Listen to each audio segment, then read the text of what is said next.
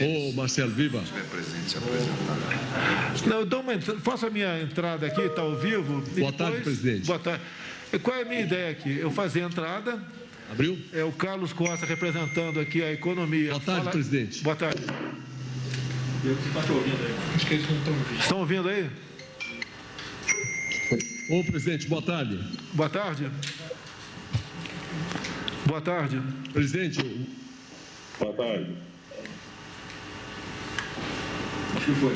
Presidente, um prazer. Dá o positivo aí, pessoal. Quem está ouvindo, por favor, dá o positivo. Quem está ouvindo? Tá todo mundo. Estamos ouvindo, presidente. Estamos ouvindo. Volto a zero ou posso continuar aqui? Acho que eles estão ouvindo. Começa de novo. A introdução aqui. Volta a zero, volta a zero. Volta a zero. Volta a zero. Boa tarde a todos, senhores empresários. Aqui, ó. Estamos vendo.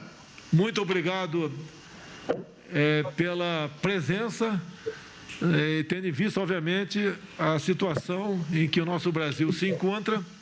O momento é de união de todos nós, classe política, governadores, prefeitos, demais autoridades, em especial o setor produtivo, que agora se faz presente nessa videoconferência.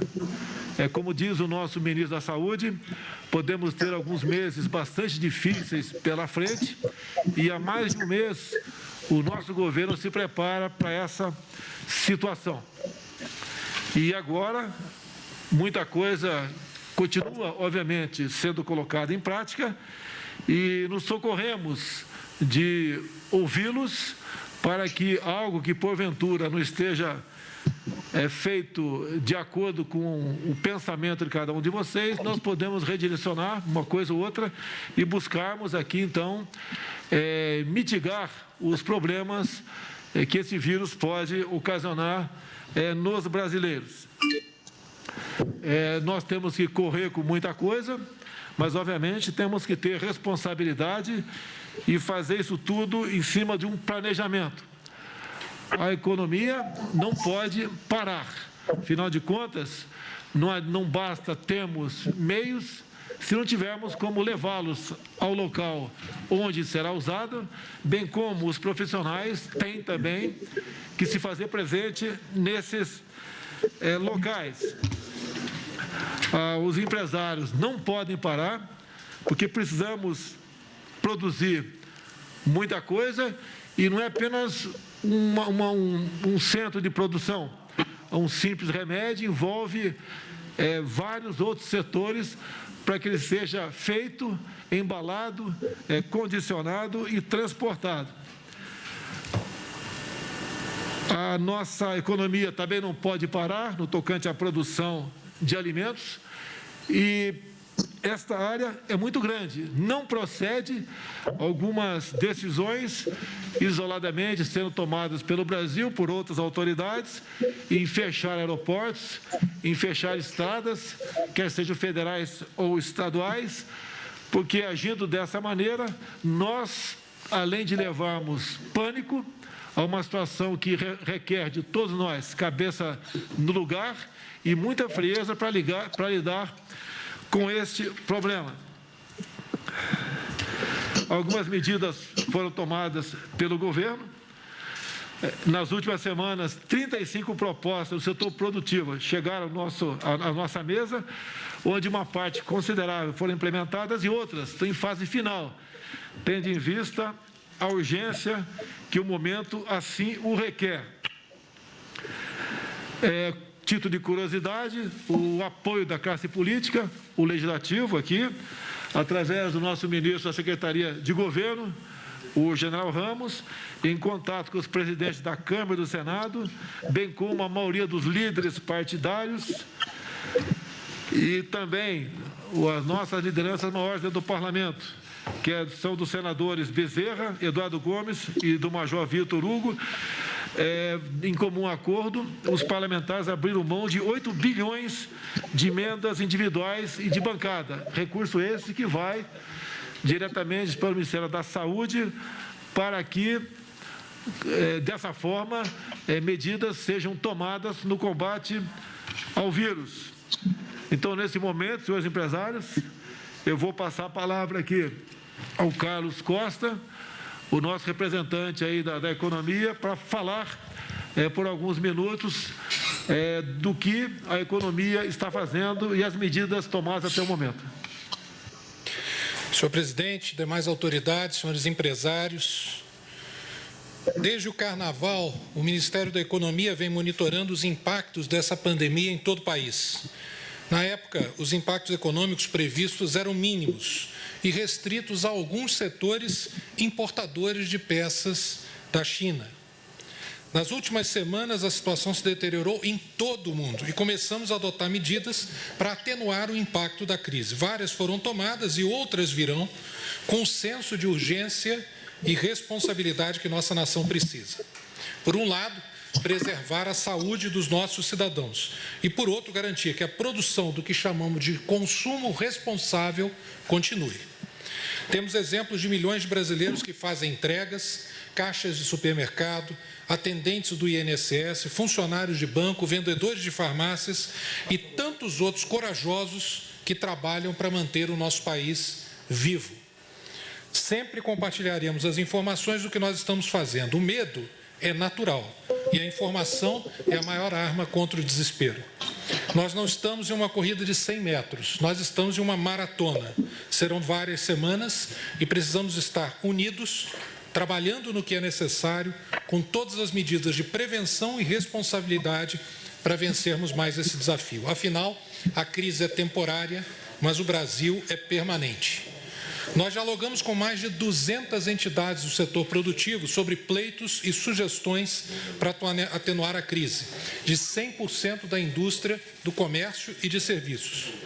Classificamos cada pedido em 5 dimensões e já começamos a implementar as ações com maior efetividade.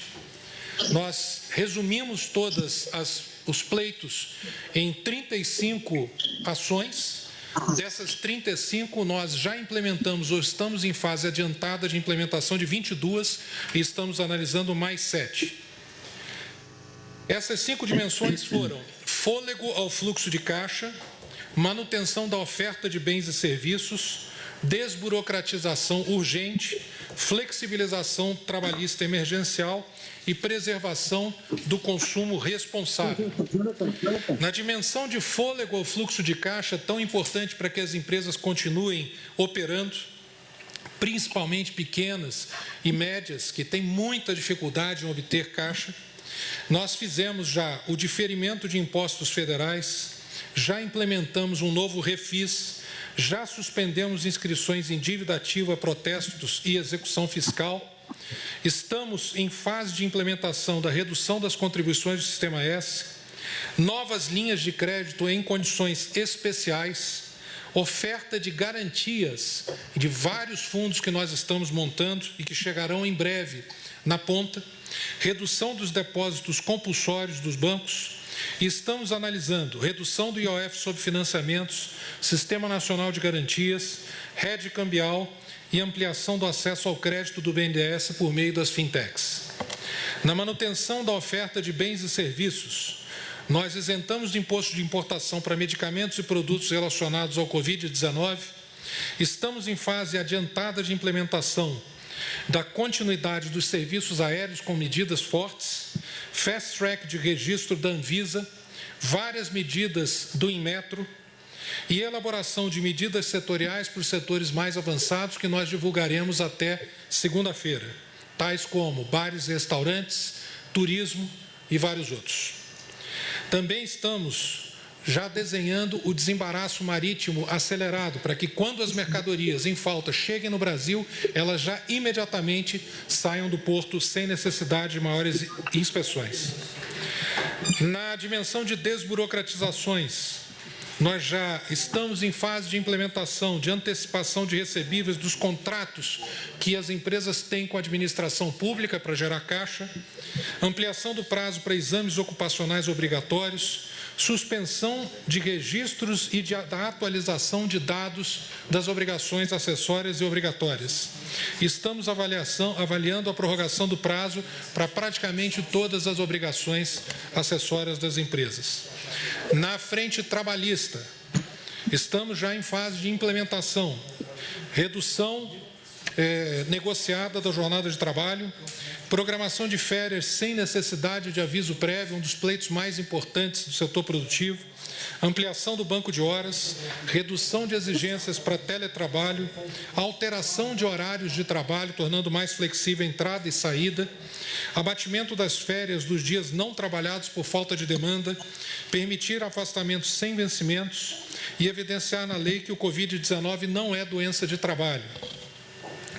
Na preservação do consumo responsável, já está implementada a antecipação do 13º para aposentados e pensionistas. É importante a gente manter a renda das pessoas para que elas consigam comprar aquilo que nós chamamos de consumo responsável. Estamos também já implementado a pausa de até 2 prestações de qualquer financiamento habitacional, capital de giro, consignado, crédito pessoal e micro e pequenas empresas. Fase avançada de implementação, antecipação do abono salarial para junho, reforço do Bolsa Família, auxílio emergencial de R$ 200 por 3 meses para informais, desempregados e MEI e transferência de valores não sacados do PIS/PASEP para viabilizar a liberação de FGTS. Além disso, estamos monitorando em tempo real os vários setores. Gostaria de agradecer a vários dos senhores e as associações aos que os senhores pertencem pela colaboração nesse momento e faremos, a partir de agora, coletivas semanais na sexta-feira com todas as ações que estão sendo analisadas e realizadas pelo Ministério da Economia que tenham impacto nas empresas. Nós, assim, começamos, nos próximos dias, a sermos ainda mais cuidadosos com os setores que são muito afetados. O momento é de união, como o presidente falou, muitas vezes setores que parecem não ser essenciais, em um momento em que nós temos uma crise que dura mais de um mês, podem ser fundamentais. Os setores de plástico, automobilístico, químico, transporte público e outros importantes estão na cadeia de fornecimento de alimentos, de água, de esgotos, de eletricidade, de medicamentos e de outras necessidades básicas. As pessoas precisam chegar no seu espaço de trabalho com segurança, com saúde, e nós estamos certos, como o nosso presidente falou, que nossos governantes estaduais e municipais serão responsáveis, assim como os senhores representantes das nossas empresas, nossos trabalhadores e servidores públicos, para manter o necessário com todas as medidas de prevenção. Nós vamos sair dessa com cicatrizes profundas, mas o Brasil e a nossa economia e as nossas empresas sairão mais fortes e solidárias. Muito obrigado. Para dar uma rápida apresentação aqui, o nosso ministro da Saúde, Henrique Mandetta. Boa tarde a todos, presidente, ministro Braga Neto, ministro Ramos, senador Flávio Guaranis, Carlos Costa, Flávio Rocha, enfim, todos aqui da equipe. Boa tarde a todos os senhores. Nós temos 2 cenários. Um cenário apresentado pela China, que foi um cenário talvez que retrate o finalzinho, o terço final. Eles reconhecem o coronavírus em janeiro, fazem um bloqueio em Wuhan em 17 de janeiro, atravessam fevereiro e em março informam que estava debelada a epidemia.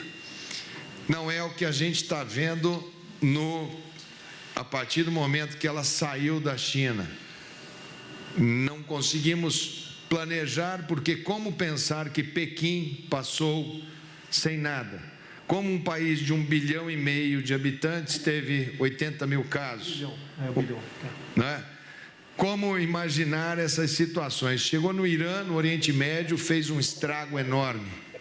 No mundo ocidental, onde as informações são mais fidedignas, até para nós termos base a relatórios científicos, sistema de saúde inglês, espanhol, francês, suíço e depois o norte-americano, fica caracterizado que o vírus tem um padrão de transmissão, ele é muito competente e que cada pessoa, quando em trânsito, quando em movimento, a sociedade andando normal, essa competência, porque nenhum de nós tem imunidade, o vírus faz uma espiral, faz uma curva de 90 graus quando ele pega a ar e sobe. Nós ainda não estamos nela. São Paulo está fazendo o início do seu redemoinho. A gente imagina que ela vai pegar a velocidade e subir nas próximas semanas, 10 dias. A gente deve entrar em abril e iniciar a subida rápida. Essa subida rápida vai durar o mês de abril, o mês de maio e o mês de junho, quando ela vai começar a ter uma tendência de desaceleração de subida. O mês de julho, ela deve começar o platô. Em agosto, esse platô vai começar a mostrar tendência de queda, e aí a queda em setembro é uma queda profunda, tal qual foi a queda de março da China. Esse é o cenário que o mundo ocidental está trabalhando. Nós temos alguns pontos fortes, nós temos um sistema de saúde presente, nós conseguimos amenizar o atendimento, nós temos um tempo para ganhar, nós temos aí 30 dias para que a gente resiste razoavelmente bem, com muitos casos, dependendo da dinâmica da sociedade, mas claramente em final de abril nosso sistema entra em colapso. O que é um colapso? Às vezes as pessoas confundem colapso com sistemas caóticos, sistemas críticos, aonde você vê aquelas cenas, pessoas nas macas. O colapso é quando você pode ter o dinheiro, você pode ter o plano de saúde, você pode ter a ordem judicial, mas simplesmente não há o sistema para você entrar. É o que está vivenciando a Itália, um dos países do primeiro mundo atualmente. Não tem aonde entrar. Evitar esse colapso, eventualmente, pode ser necessário segurar a movimentação para ver se consegue diminuir a transmissão. Quando a gente toma uma medida de segurar 14 dias, por exemplo, o impacto dessa medida só é sentido 28 depois, porque a cadeia de transmissão, ela é sustentada e você quebra. Então a gente está modelando, e eu tenho trabalhado com o ministro Braga Neto, com o ministro da Economia, sob comando do presidente, para ver se trabalhamos com algumas interrupções, algumas caminhando um pouco, parando um pouco, segurando o máximo dos idosos, que são eles que levam o colapso do sistema, protegendo ao máximo, isolando literalmente. Temos problema de encurtamento, de shortage, de produção mundial de kits para poder fazer a velocidade com que o carro vai andar. Mais importante, mais difícil, do que fechar uma cidade, ou um supermercado, um shopping, é saber quando abrir. Fechar é fácil, qualquer prefeito está dando ordem. E quando que vamos reabrir? Eu preciso de uma série de informações para abrir com segurança. Eu iniciei o trabalho agora com uma mega estrutura de laboratórios brasileiros privados, do DASA, alguns conhecem em São Paulo, para fazermos uma mega operação nacional com drive-thru para monitorar. Nós vamos fazer o maior programa de telemedicina diferente do mundo para antecipar sintoma e pegar no início e travar. Nós vamos trabalhar com telemedicina, uma série do máximo que a gente tem. E algumas empresas eu estou virando a sua vocação para produzir ventiladores, produzir insumos, porque às vezes a gente fala, isso não é importante, a lavanderia do hospital tem que funcionar. Teve governador que fechou a estrada e parou de produzir oxigênio, porque a unidade da White Martins estava lá, o que é inconcebível. Então, muito possível que a gente tenha que reconhecer num momento precoce. Estamos numa sustentação nacional, dizer que somos todo o Brasil, para que o comando das linhas de transporte passem para o presidente, para o ministro Tarcísio, para a gente garantir os corredores. Porque essa história de fecha aeroporto, fecha aqui, o estado A fecha para B, isso não pode ser descentralizado, senão vai virar bagunça. Isso vai ter que ter um comando central. Então, o presidente, hoje às 6 horas da tarde, a gente vai passar essa posição e o presidente vai poder, no momento certo, anunciá-la para podermos organizar um pouco o ir e vir. A saúde conta com todos vocês podem ajudar, nós vamos fazer mutirão para a produção de máscaras, estamos vendo uma alternativa, porque isto aqui também tem carência, a Alemanha, Europa, Itália, Estados Unidos, Canadá, o planeta inteiro comprando, então nós estamos criando alternativas nacionais e vamos pedir que algumas linhas de montagem façam esforços nesse sentido.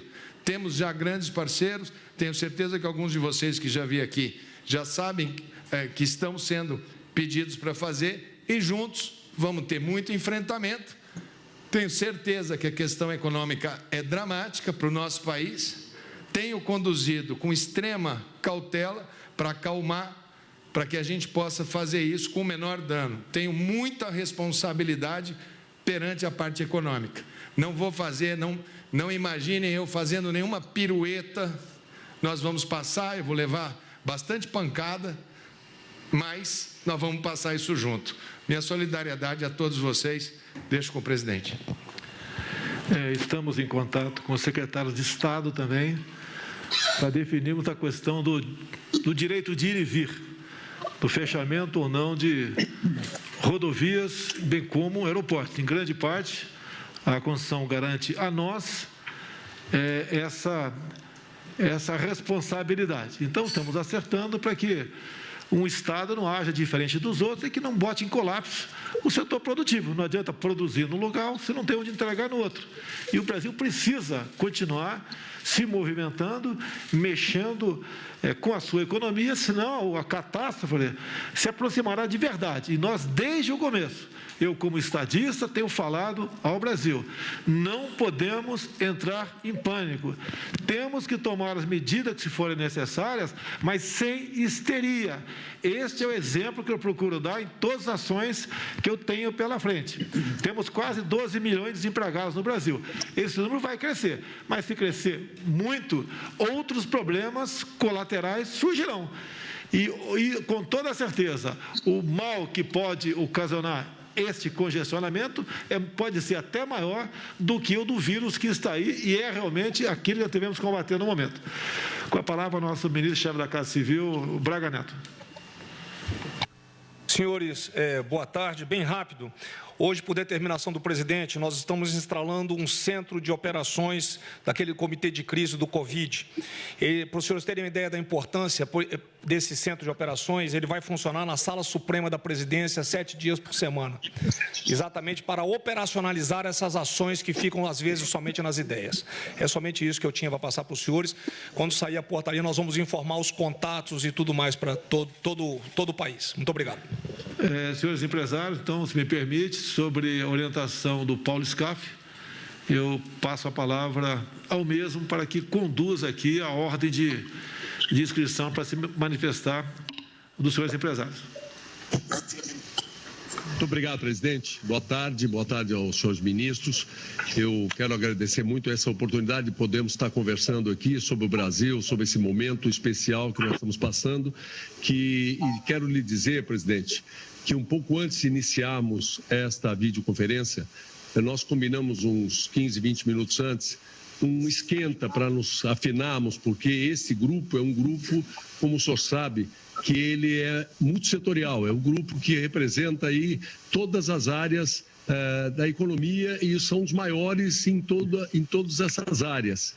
E estão aqui representados pelos seus comandantes. Então, nós estamos conversando e quero lhe dizer, presidente, quero iniciar parabenizando a apresentação inicial dessa reunião.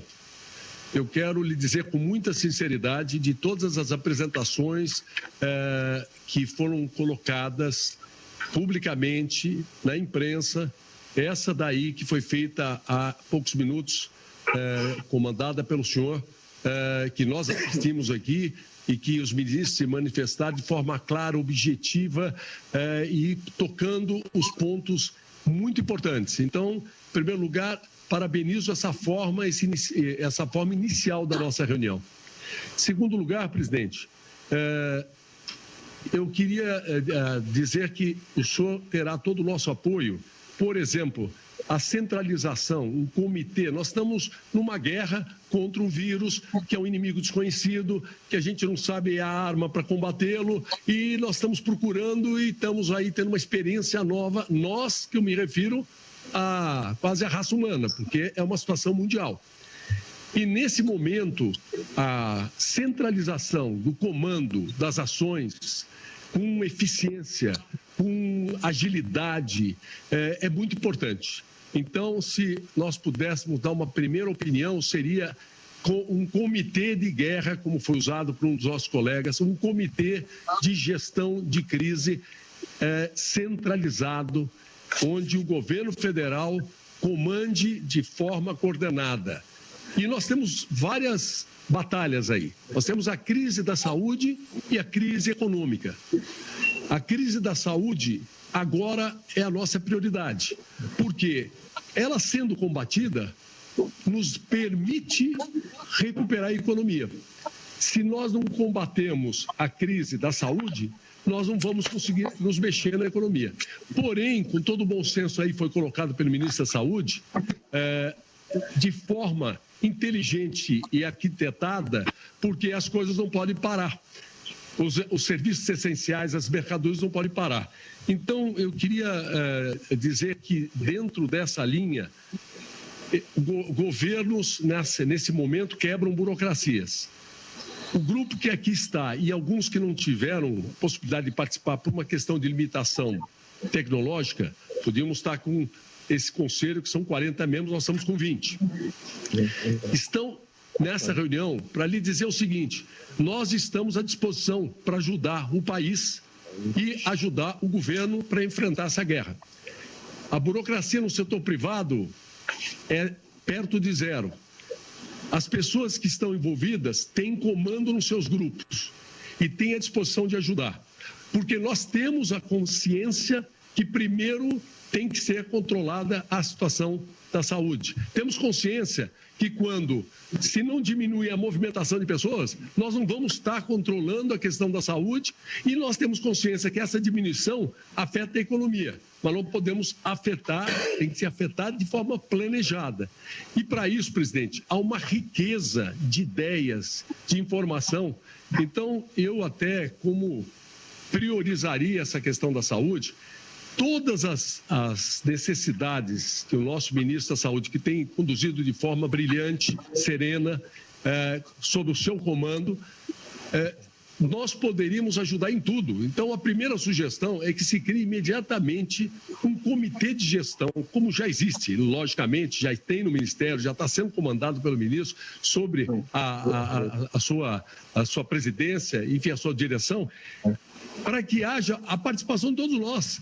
Porque quais são as necessidades? As necessidades que tiverem, joga para nós e nós vamos resolver, encaminhar e dar soluções. Eu penso que agora é momento, o senhor falou isso na sua introdução, na sua abertura, momento de união. União de todos os brasileiros, união de todos os poderes, união da sociedade. E é isso que nós queremos lhe dizer. Nós estamos dentro desse espírito de união para colaborar. Só que há muito conhecimento nesse grupo, esses grupos que são cadeias produtivas, são grupos que movimentam, diria, trilhão ou trilhões e empregam milhões. Tem muita informação. Estão no chão de fábrica, estão na ponta do comércio, sabem as prioridades, enfim, e haverá desprendimento para colaborar. Todas as necessidades que se possa ter de materiais, nós estamos dispostos a ajudar. Então, e na área econômica, como a prioridade é a saúde, eu gostaria até, vamos dizer, nessa reunião, focar mais as providências à saúde, mas na área econômica, da mesma forma, nós podemos colaborar muito. Uma reunião como essa com a equipe econômica, com certa regularidade, para dar opiniões, porque muito foi feito e colocado aqui, mas tudo poderá ser insuficiente. Nós temos que ter um grupo pensando nesse momento da crise econômica e como nós vamos sair dela com a maior velocidade possível. E são cabeças diferentes, porque quem está envolvido agora para administrar esse momento de incêndio, não está com a cabeça para pensar como melhor sair lá adiante. E o senhor tem razão, quando o senhor fala, e muitas vezes não é interpretado da forma correta, que é muito importante esse combate à crise da saúde. Mas é muito importante também nós administrarmos esta crise econômica e planejarmos a saída dela para nós ganharmos tempo, não podemos improvisar nada. Então, o motivo principal, presidente, é para lhe dizer isso, e nós temos muitas sugestões na questão da saúde, por exemplo, que tendo um canal fácil com o ministro, a gente podendo ter essa discussão, eu ouvi de pessoas da área que seria muito importante nós termos hospitais especializados só no coronavírus. Por exemplo, em São Paulo, nós temos o Hospital São Paulo, é federal, e desde o pronto-socorro até toda a estrutura poderia estar focado só no coronavírus, porque quando tem um paciente de câncer, um paciente com coronavírus, na UTI tem que isolar, tem que separar, perde-se produtividade. Então, ideias como essa, quais são as dificuldades? Há necessidade de adaptação. Vamos entrar com o setor privado e tentarmos adaptar rapidamente. A questão do isolamento, que é tão importante, foi dito há pouco por um colega nosso, que teve a experiência, o presidente do Grupo Accor, que está nos acompanhando, a experiência da China, que foi muito importante o isolamento.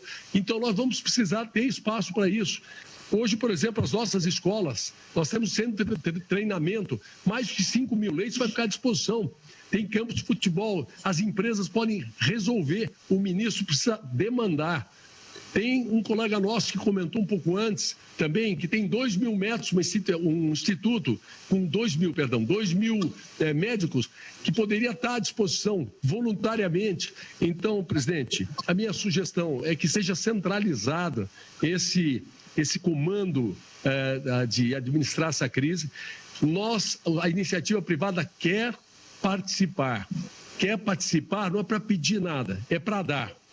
É para participar, para ajudar a solucionar os problemas. A nossa visão é uma visão diferente e complementar.